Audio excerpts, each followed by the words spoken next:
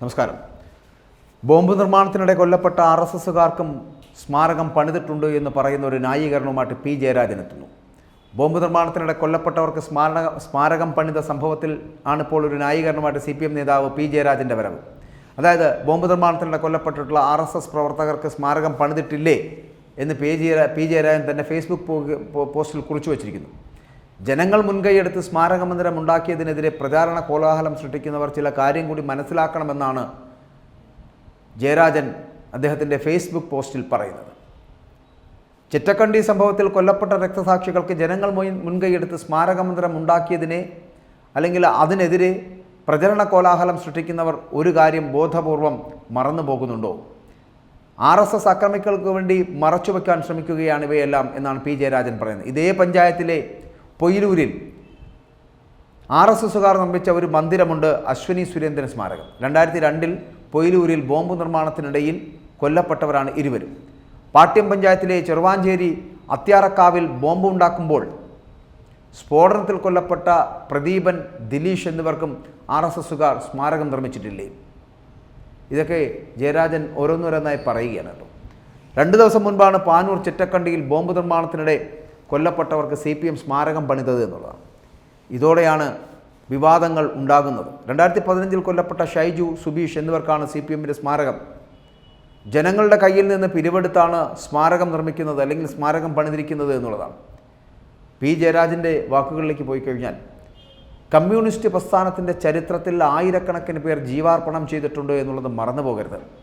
അവരെയെല്ലാം ആക്ഷേപിക്കുവാൻ കമ്മ്യൂണിസ്റ്റ് വിരുദ്ധർ എക്കാലത്തും ശ്രമിച്ചിട്ടുമുണ്ട്. ഇന്നും അത് തുടരുകയാണ്. 2015 ജീവാർപ്പണം ചെയ്ത ചിറ്റക്കണ്ടി രക്തസാക്ഷികളെ അക്രമികളും സാമൂഹ്യ വിരുദ്ധരുമായി താറടിച്ചുകൊണ്ട് വലതുപക്ഷ മാധ്യമങ്ങൾ രംഗത്ത് വന്നിരിക്കുന്നു. അവർ ബോംബ് രാഷ്ട്രീയക്കാരാണത്രേ. കേരളത്തിലെ CPIM RSS സംഘർഷങ്ങളുടെ വാർത്തകളും സമാനമായ രീതിയിലാണ് വലതുപക്ഷ മാധ്യമങ്ങൾ പലപ്പോഴും കൈകാര്യം ചെയ്യുന്നത് എന്നുള്ളതാണ്. രസകരമായിട്ടുള്ള കാര്യമെന്ന് പറയപ്പെടുന്ന CPMൻ്റെ ബോംബ് രാഷ്ട്രീയത്തെ വിമർശിക്കുന്നതിന് കൂട്ടുപിടിച്ച കൂട്ടാളിയായിട്ടുള്ള KPCC പ്രസിഡന്റ് K. സുധാകരൻ ആണ് എന്നുള്ളതാണ്. കണ്ണൂരിലെ ബോംബ് രാഷ്ട്രീയത്തിൻ്റെ തുടക്കക്കാരൻ ആരാണെന്ന് ചോദിച്ചാൽ അത് സുധാകരനാണ്. സുധാകരൻ്റെ അനുയായികളായിരുന്നു ആ കോൺഗ്രസ്സുകാരാണ് കണ്ണൂർ DCC ഓഫീസിൽ ബോംബ് നിർമ്മിച്ചത്. തങ്ങൾ 3 തരം ബോംബ് ഉണ്ടാക്കിയിട്ടുണ്ട് എന്ന് അന്നത്തെ DCC ജനറൽ സെക്രട്ടറി ആയിട്ടുള്ള നാരായണൻകുട്ടി പരസ്യമായി പ്രഖ്യാപിച്ചതാണ് എന്നും പി ജയരാജൻ പറയുന്നു. 3 തരം ബോംബുകളുടെ ചിത്രം ഇന്ത്യ ടുഡേ പ്രസിദ്ധീകരിക്കുകയും ചെയ്തു. ഇത്തരം ബോംബുകൾ ഉപയോഗിച്ചാണ് ബീഡി തൊഴിലാളിയായിട്ടുള്ള കുളങ്ങരയത്ത് രാഘവനെയും ഹോട്ടൽ തൊഴിലാളിയായിട്ടുള്ള നാണുവിനെയും ഒക്കെ കോൺഗ്രസ്സുകാർ കൊലപ്പെടുത്തിയത്.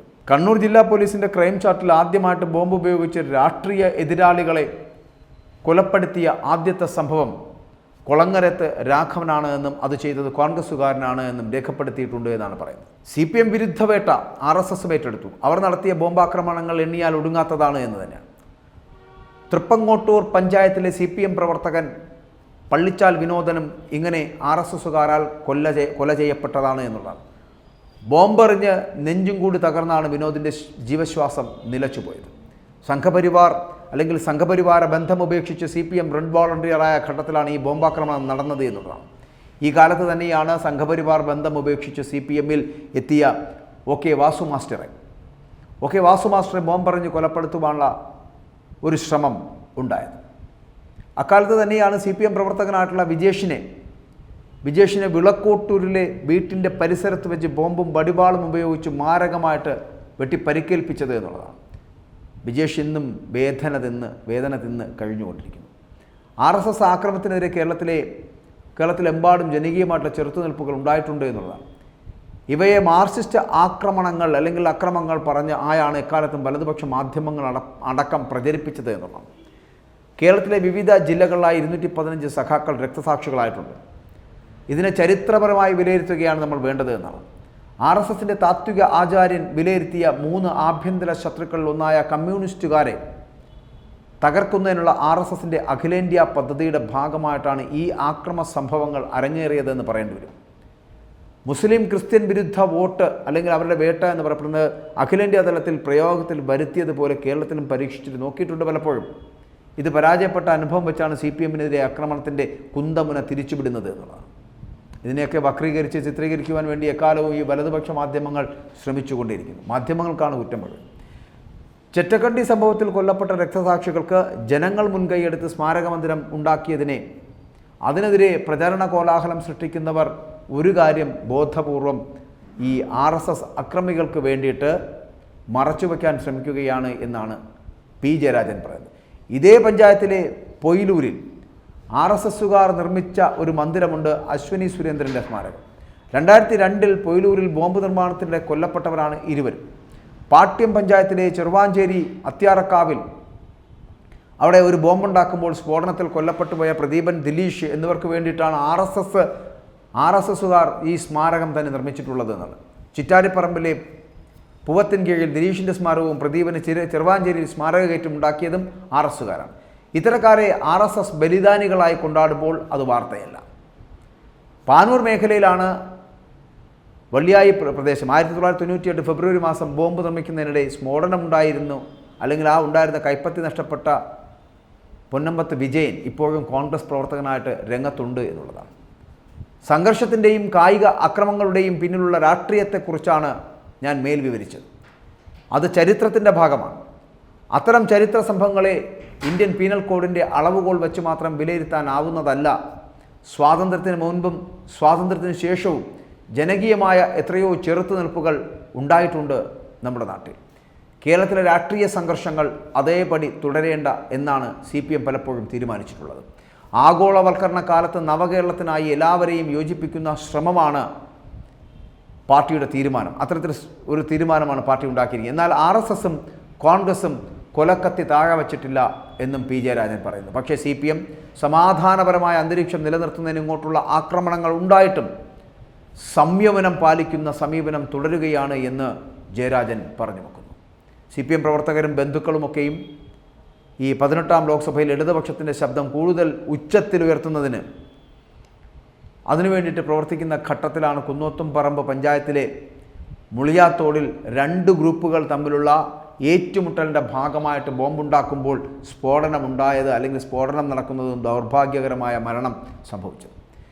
ഇതിനെ CPM വിരുദ്ധ പ്രചരണത്തിന് ദുരുപയോഗം ചെയ്യുകയാണ് ഇടതുവിരുദ്ധർ ചെയ്തത് എന്നുള്ളതാണ്. മീത്തയിലെ കുന്നോത്തുപറമ്പിൽ മാർച്ച് 7 നടന്ന CPM അനുഭാവി യോഗത്തിലും മാർച്ച് 11 RSSുകാർ കൊലപ്പെടുത്തിയ CPMൻ്റെ പ്രവർത്തകനായിട്ടുള്ള അജയൻ്റെ രക്തസാക്ഷി അനുസ്മരണ യോഗത്തിലും, അല്ലെങ്കിൽ ആ അനുസ്മരണ പരിപാടികൾ ഉൾപ്പെടെ താൻ ഉൾപ്പെടെയുള്ള നേതാക്കൾ സമാധാനപരമായിട്ടുള്ള തെരഞ്ഞെടുപ്പ് പ്രവർത്തനം ഉറപ്പുവരുത്തണമെന്ന് ആവശ്യപ്പെടുകയുണ്ടായി. അതിനുശേഷം നടന്ന ബോംബ് സ്ഫോടനത്തെ പാർട്ടി പരസ്യമായി തള്ളിപ്പറഞ്ഞതാണ്. അതിനാൽ തന്നെ CPMൻ്റെ രക്തസാക്ഷി പട്ടികയിൽ ഇത് ഉൾപ്പെടില്ലെന്ന് ഉറപ്പാണ്. ചെറ്റക്കണ്ടിയിൽ ജീവാർപ്പണം നടത്തിയവർക്ക് വേണ്ടി രക്തസാക്ഷി അനുസ്മരണ പരിപാടികൾ തുടരുക തന്നെ ചെയ്യും. ചരിത്ര സംഭവങ്ങളെ ആർക്കും നിഷേധിക്കാനാവില്ല. അതിനെ നിരസിക്കുന്നവർക്ക് ചരിത്രം മാപ്പ് നൽകില്ല. ചരിത്രം മാപ്പ് നൽകാതിരിക്കട്ടെ. പി ജയരാജനെ കൊണ്ട് ഇങ്ങനൊരു ഫേസ്ബുക്ക് പോസ്റ്റ് കുറിപ്പുണ്ടാക്കി ബോംബ് നിർമ്മാണത്തിനിടെ കൊല്ലപ്പെട്ടു പോയവർക്ക് രക്തസാക്ഷി മണ്ഡപം ഒരുക്കി കൊടുക്കുന്നവർ ഒന്ന് ആലോചിക്കുക. നിങ്ങൾ ആരെയും ഓർപ്പിക്കുവാൻ, എന്നും ഓർപ്പിക്കുവാൻ വെട്ടിക്കൊലപ്പെടുത്തുന്നവരോ അല്ലെങ്കിൽ ബോംബ് നിർമ്മാണത്തിൽ കൊല്ലപ്പെടുന്നവരോ അല്ലെങ്കിൽ ബോംബെറിഞ്ഞ് കൊലപ്പെടുത്തുന്നവരോ അടക്കമുള്ളവരെ ഈ പാർട്ടി എപ്പോഴും ഓർക്കുന്നുണ്ടല്ലോ, അത് നല്ലത് തന്നെ. അതിന് സ്മാരകങ്ങൾ ഉണ്ടാക്കി വെച്ച് അവർ മരണപ്പെട്ട ദിവസം കണ്ടുപിടിച്ച് വർഷാവർഷം അവിടെ നിങ്ങളൊരു റീത്ത് സമർപ്പിക്കുകയും ലാൽസലാം വിളികൾ മുഴക്കുകയും ചെയ്യുന്നതും നല്ലത് തന്നെ. പക്ഷേ ഇതൊക്കെ ചെയ്യുന്നതിന് മുമ്പ് ഒന്ന് ആലോചിക്കുക. പാനൂർ ബോംബ് സ്ഫോടനവുമായി ബന്ധപ്പെട്ട് വരുന്ന വിഷയങ്ങളിൽ തിരഞ്ഞെടുപ്പ് സമയത്ത് നിങ്ങൾ സ്വീകരിച്ച നിലപാടുകൾ എന്തായിരുന്നു? ആ നിലപാടുകളിൽ നിന്ന് എപ്പോഴാണ് നിങ്ങൾക്ക് വ്യതിയാനം സംഭവിച്ചത്? പി ജയരാജൻ അടക്കമുള്ള സഖാക്കൾ ഇപ്പോൾ കണ്ണീർ വാർക്കുന്നത് അന്ന് തള്ളിപ്പറയുകയും ഇന്ന് രക്തസാക്ഷി മണ്ഡപങ്ങൾ പണിഞ്ഞ് അവർക്ക് വേണ്ടി ലാൽസലാം വിളികൾ മുഴക്കുകയും ചെയ്യുന്നത് എന്തിനു വേണ്ടിയിട്ടാണ്? നിങ്ങൾ സ്മാരകങ്ങൾ നിർമ്മിക്കുന്നതിനോ അല്ലെങ്കിൽ നിങ്ങൾ ഈ രക്തസാക്ഷികളായിപ്പോയി എന്ന് പറയപ്പെടുന്നവരെക്കുറിച്ച് ഓർക്കുന്നതിനോ ഞങ്ങളെതിരല്ല. പക്ഷേ അന്ന് തള്ളിപ്പറയുന്നു, ബോംബ് നിർമ്മാണത്തിനിടയിൽ കൊല്ലപ്പെട്ടവർ കമ്മ്യൂണിസ്റ്റുകാരല്ല, CPMകാരല്ല എന്ന് തള്ളിപ്പറയുന്നവരെ പിന്നെ ഞങ്ങളുടെ രക്തസാക്ഷികളെന്ന് പറഞ്ഞ് നിങ്ങൾ ആഘോഷപൂർവ്വം അവർക്ക് സ്മാരകങ്ങൾ ഒരുക്കുന്നതിലെ തെറ്റ് അത് വിളിച്ചു പറയുന്നു. പക്ഷേ ബോംബ് നിർമ്മാണമാകട്ടെ, അക്രമമാകട്ടെ, കൊലയാകട്ടെ, കൊലപാതകമാകട്ടെ, എന്ത് തന്നെ ചെയ്താലും അത് രാഷ്ട്രീയത്തിൻ്റെ പേരിൽ ഏത് പാർട്ടി ചെയ്താലും തെറ്റ് തന്നെയാണ്. അത്തരത്തിൽ ഒരാളെയും വെട്ടിക്കൊല്ലുവാനോ ബോംബെറിഞ്ഞു കൊല്ലുവാനോ ബോംബ് നിർമ്മിക്കപ്പെടുവാനോ അടക്കമുള്ള കാര്യങ്ങളിൽ നിന്ന് എല്ലാ രാഷ്ട്രീയ പാർട്ടികളും പിന്നാക്കം പോകേണ്ടതാണ്. എന്തുകൊണ്ടത് സംഭവിക്കുന്നില്ല? പകരം മറ്റുള്ള രാഷ്ട്രീയ പാർട്ടികൾ അത് ചെയ്യുന്നുണ്ടല്ലോ, അതുകൊണ്ട് ഞങ്ങൾക്ക് ചെയ്തുകൂടെ എന്ന് ചോദിക്കുന്ന ന്യായീകരണമുണ്ടല്ലോ പി ജയരാജ, അത് തെറ്റ്. അത്തരത്തിലുള്ള വാദങ്ങൾ ആവർത്തിക്കാതിരിക്കുക.